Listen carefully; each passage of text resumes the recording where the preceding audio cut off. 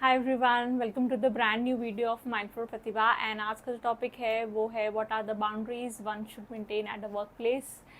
So before I start I request all of you to do like and subscribe to my channel because video बनाने में बहुत मेहनत लगती है and it's been a quite long time since I have been making videos. So just a small request that if you do like my content, do like and सब्सcribe.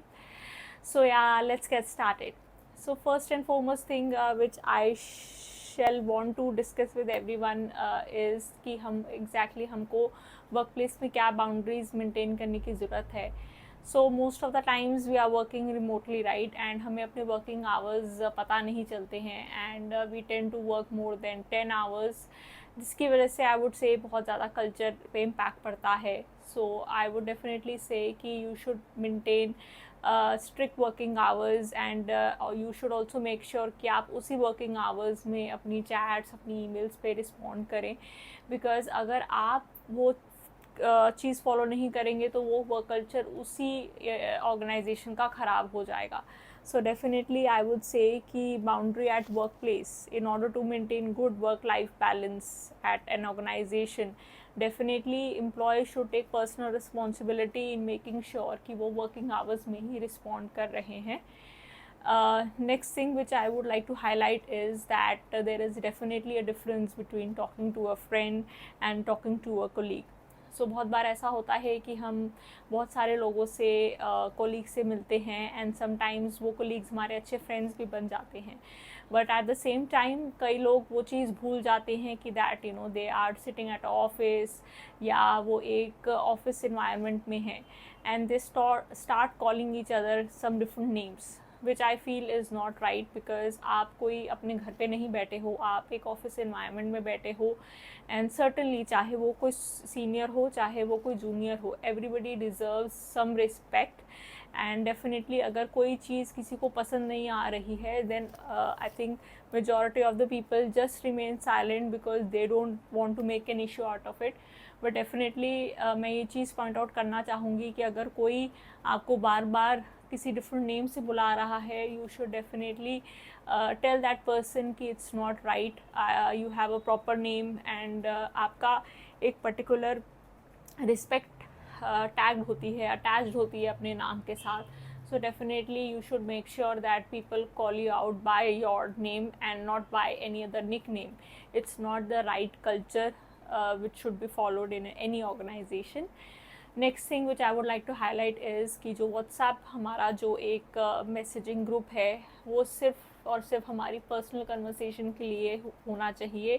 बहुत बार ऐसा होता है कि हम अपनी ऑफिस की कन्वर्सेशंस भी व्हाट्सएप पे करते हैं which I feel is not right. Because office में भी हमको बहुत अलग अलग चैनल्स दिए गए हैं कम्युनिकेट करने के लिए, B it teams, B it zoom. So I don't think WhatsApp is a right way of having conversation with any of your colleagues. हाँ, आपका अगर एक अलग लेवल ऑफ फ्रेंडशिप है उनके साथ, that's a different thing altogether. But आप अगर कोई काम से रिलेटेड बात कर रहे हो, डेफिनेटली आई फील कि WhatsApp is not the right way. And I think the other person should always tell the other person that okay, this is not the right channel to talk about work related stuff. And definitely हम ये चीज़ दूसरी ये चीज़ भी हमें ध्यान में देनी चाहिए कि no colleague has got the right to message you at odd hours at weekend, right? because आप एक particular colleague के साथ जो भी आपका रिलेशनशिप है वो सिर्फ वर्किंग आवर्स में है and that too only if you have got some common ground to connect with. So definitely आप एक बाउंड्री मेंटेन करिए एंड इफ़ यू फील कि that person is trying to contact you at odd hours, you should tell them that okay, you should be professional and you should not particularly communicate with me at wrong platform, right? सो ये चीज़ें communicate करना बहुत ज़रूरी है. पहले मुझे भी याद है जब मैं कॉर्पोरेट वर्ल्ड में आई थी तब मुझे लगता था कि ये सारी चीज़ें जस्ट बिकॉज मैं एक फ्रेशर हूँ मैं ये सारी चीज़ें नहीं कर सकती हूँ. But then later I realize कि these things are very important to set boundary at work place and there is nothing wrong. मेरी तरफ से कोई गलती नहीं हो रही है एंड अगर आपको स्ट्रॉन्ग इंडिपेंडेंट वूमन बनना है then you should definitely exercise that right and you totally have got that freedom, right? So definitely you should tell the other person of setting that boundary. Next thing which I would definitely want to highlight is that you should not discuss much about your personal choices और your life decisions at work place. So बहुत बार ऐसा होता है कि हम बहुत सारे कोलीग से मिलते हैं and we start asking them personal questions कि हाँ ये whether you are single, whether you are married, when are you planning to have children.